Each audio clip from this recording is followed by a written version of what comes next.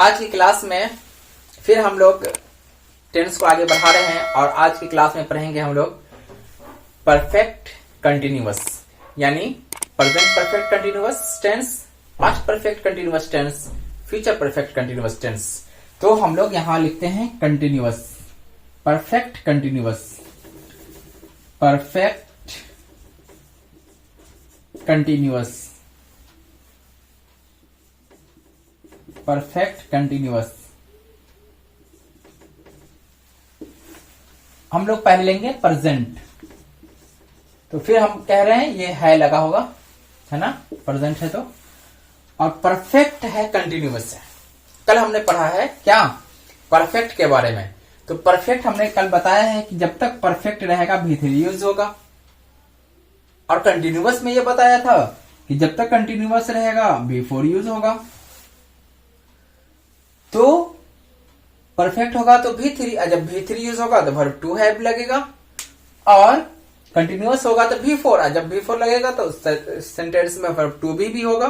यानी इस सेंटेंस में वर्ब टू भी आने वाला है और वर्ब टू हैव भी आने वाला है। ओके, तो ही जाकर के इस सेंटेंस को हम लोग कंप्लीट कर सकते हैं, नहीं तो नहीं कर सकते हैं।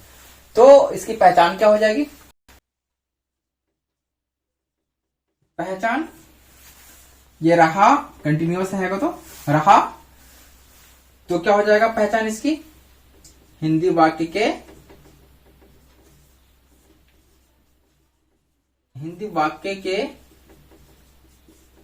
क्रिया के अंत में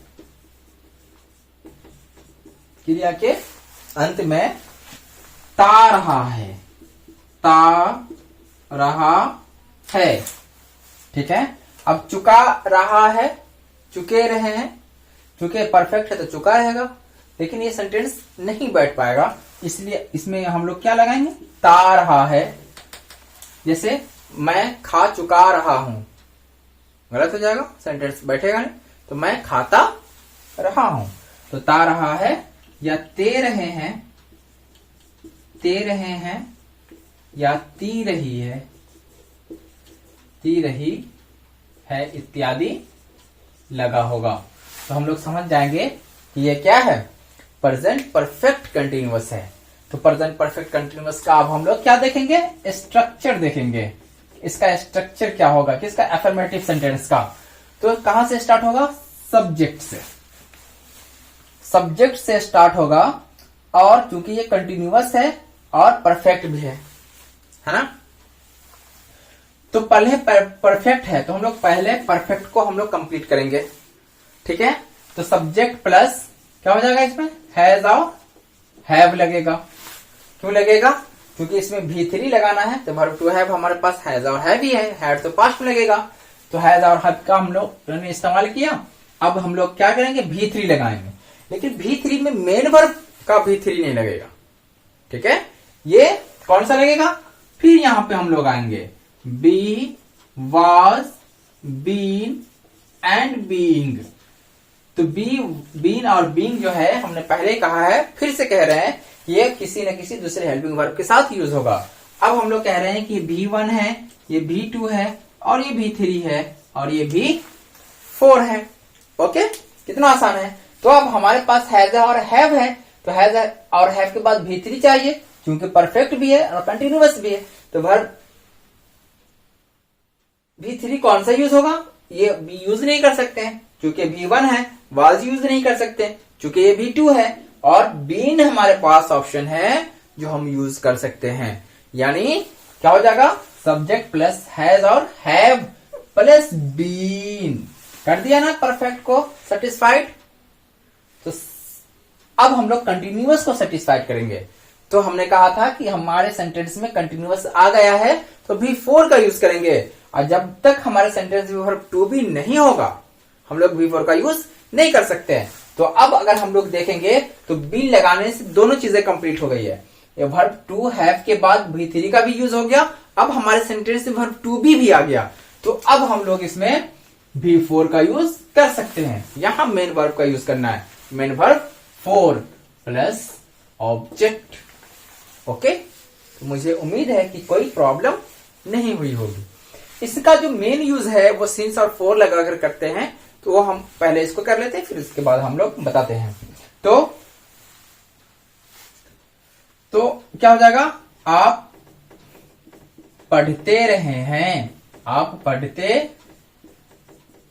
रहे हैं, तो क्या हो जाएगा, यू के साथ क्या लगेगा, have, you have been reading, आप पढ़ते रहे हैं। तो नेगेटिव सेंटेंस बनेगा तो क्या बनेगा, अब यहां पे फिर बीन को हम B4 से अलग नहीं कर सकते, तो हम लोग कहां लगाएंगे, नॉट, हैज और हैव के बाद, तो सब्जेक्ट प्लस हैज और have plus not plus be. इसमें भी कंफ्यूजन होता है, जब नॉट आ गया तो हम लोग कहां यूज करेंगे, तो याद करना है, क्योंकि B4 हमारे सेंटेंस में है तो बीन के साथ ही यूज होगा, वर्ब टू बी के साथ, इसलिए इसको हम लोग अलग नहीं कर सकते हैं, तो नॉट हम लोग यहां लगाएंगे, plus been plus B4 plus object. Okay, interrogative बनाएंगे तो फिर सिर्फ इसको एक्सचेंज कर लेंगे, हैज और have plus subject plus been plus B4 plus subject.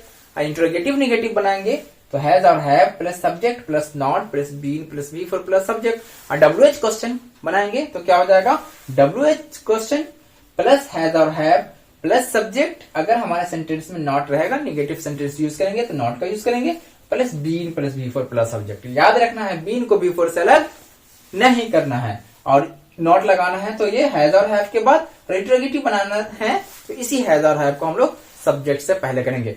इसका मेन यूज कहां होता है वो हम लोग देखेंगे। ओके, इसका मेन यूज जो होता है वो पीरियड ऑफ टाइम को दिखाने के लिए या पॉइंट ऑफ टाइम को दिखाने के लिए करते हैं। तो जब हमारे सेंटेंस में पॉइंट ऑफ टाइम होगा या पीरियड ऑफ टाइम होगा तो वहां ता रहा है नहीं लगा होगा, ठीक है। देखेंगे क्या होगा, जैसे मैं 4 घंटों से पढ़ रहा हूं, मैं 4 घंटों से पढ़ रहा हूं, पढ़ता रहा हूं नहीं आया, क्या है, पढ़ रहा हूं। अब हम लोग देखेंगे तो ये जो रहा हूं, रहा है, रहे हैं, हमने बताया है कंटिन्यूअस में ही, तो प्रेजेंट कंटिन्यूअस नहीं समझ लेना है, ठीक है। इसको प्रेजेंट परफेक्ट कंटिन्यूअस समझेंगे। अब प्रेजेंट परफेक्ट कंटिन्यूअस क्यों समझेंगे, अगर हमारे सेंटेंस में सीधा होता है कि मैं पढ़ रहा हूं तो प्रेजेंट कंटिन्यूअस हो जाएगा। अगर सेंटेंस में पीरियड ऑफ टाइम या पॉइंट ऑफ टाइम आ जाएगा, यानी समय को दिखाने वाला कोई शब्द आ जाएगा, तो हम लोग समझेंगे कि ये प्रेजेंट परफेक्ट कंटिन्यूअस टेंस है, यानी 4 घंटों से, कहीं ना कहीं वहां टाइम लिखा होगा, सुबह से, शाम से, 5 बजे से, 1980 से, कोई ना कोई पीरियड ऑफ टाइम होगा, ये पॉइंट ऑफ टाइम होगा, वहां पे हम लोग यूज करेंगे किसका, समझ जाएंगे कि ये प्रेजेंट परफेक्ट कंटिन्यूअस टेंस है। जब प्रेजेंट परफेक्ट कंटिन्यूअस टेंस हमारे सेंटेंस में होगा, यानी पॉइंट ऑफ टाइम और पीरियड ऑफ टाइम आएगा, तो हमारे सेंटेंस में एक वर्ड का 2 वर्ड का यूज बढ़ जाएगा, दोनों में से कोई एक वर्ड का एक साथ यूज करेंगे, सिंस और फॉर का यूज बढ़ जाएगा। किसका यूज बढ़ जाएगा, सिंस और फॉर का। अब हम लोग देखेंगे कि सिंस का यूज कहां करेंगे और फॉर का यूज कहां करेंगे। इसको फॉर नहीं पढ़ना है, फॉर पढ़ना है। तो सिंस का यूज कहां करते हैं और फॉर का यूज कहां करते हैं, तो सिंस का यूज करते हैं पॉइंट ऑफ टाइम में, पॉइंट ऑफ टाइम में, और फॉर का यूज करते हैं पीरियड ऑफ टाइम में, पीरियड ऑफ टाइम में यूज करते हैं। अगर पॉइंट ऑफ टाइम और पीरियड ऑफ टाइम को समझने में कोई प्रॉब्लम हो रहा है तो ऐसे देखिए, पॉइंट ऑफ टाइम का मतलब क्या होगा कि जैसे अगर कहेंगे सुबह से, सुबह से, तो ये पॉइंट ऑफ टाइम है। कहेंगे 2 घंटों से, तो ये पीरियड ऑफ टाइम है। अगर कहेंगे कि 1980 से, तो ये पॉइंट ऑफ टाइम है। अगर कहेंगे 4 महीने से, तो ये क्या है, पीरियड ऑफ टाइम है। अभी भी अगर कोई कंफ्यूजन है तो ऐसे समझ लेना है कि ऐसा वर्ड, ऐसा टाइम का कोई वर्ड, टाइम से रिलेटेड कोई वर्ड जिसका सेंटेंस में प्लुरल संभव हो, उसके साथ फॉर का यूज करना है, और जिसका सेंटेंस में प्लुरल संभव नहीं हो उसके साथ सिंस का यूज करना है। कि क्लियर कंसेप्ट है। ऐसा सेंटेंस यानी ऐसा टाइम सेंटेंस में जिसका प्लूरल संभव हो, तो वो सिंगुलर भी है, लेकिन अगर उसका प्लूरल संभव है तो वो वहां पे हम लोग इसको समझेंगे कि ये पीरियड ऑफ टाइम है। जैसे 1 घंटा भी रहेगा तो हम लोग पीरियड ऑफ टाइम ही लेंगे, उस प्लूरल यूज नहीं किया गया है, लेकिन इसका प्लूरल तो संभव है ना। लेकिन ऐसा समय रहेगा जिसके साथ प्लूरल संभव ना हो सेंटेंस में, तो हम लोग उसको क्या समझेंगे, पॉइंट ऑफ टाइम समझेंगे। ओके, जैसे सुबह से, तो सुबहों से नहीं कहेंगे, हम लोग सुबहों से पढ़ रहे हैं ऐसा नहीं बोलते सेंटेंस में, है ना।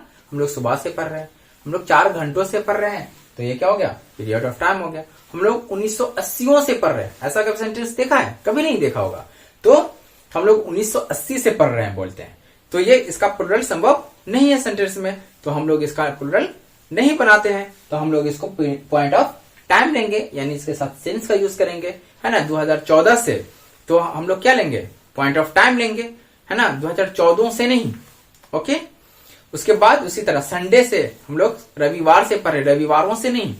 ओके, या इस तरह से भी समझा जाता है कि कभी कभी हमें सेंटेंस में अगर ये प्रॉपर नाउन होता है तो हम लोग उसको क्या समझेंगे, के पॉइंट ऑफ टाइम समझेंगे।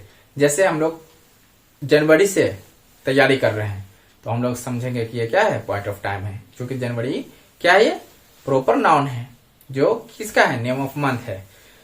तो जिसका सेंटेंस में प्लूरल संभव हो उसको हम लोग समझेंगे पीरियड ऑफ टाइम है, और जिसका सेंटेंस में प्लूरल संभव नहीं हो वो क्या है, पॉइंट ऑफ टाइम है, यानी उसके साथ सिंस का यूज करेंगे। ओके, तो हम लोग मैं 4 घंटों से पढ़ रहा हूं, तो इसके लिए स्ट्रक्चर क्या लेंगे हम लोग, इस तरह का स्ट्रक्चर। अब सिंस और फॉर का यूज कहां होगा, तो सब्जेक्ट होगा प्लस हैज या हैव होगा, प्लस बीन होगा, प्लस V4 होगा, प्लस अब यहां पे हम लोग यूज करेंगे सिंस या फॉर का, प्लस ऑब्जेक्ट। यानी इससे पहले जो स्ट्रक्चर हमने लिखा तो सब्जेक्ट प्लस हैज और have plus been plus V4 plus object दिया है। अब यहां पे हम लोग लेंगे सिंस और फॉर का यूज करेंगे। तो मैं 4 घंटों से पढ़ रहा हूं, तो क्या हो जाएगा, आई के साथ क्या लगेगा, हैव बीन, क्या कर रहे हैं, पढ़ रहे हैं, आई हैव बीन रीडिंग। अब यहां पे हम लोग यहां तक पहुंच चुके हैं, तो सिंस या फॉर, चूंकि 4 घंटों से तो प्लूरल इसका बना है या प्लूरल संभव भी है, तो हम लोग फॉर लगाएंगे। For I have been reading for 4 hours, 4 घंटों से पढ़ रहे हैं।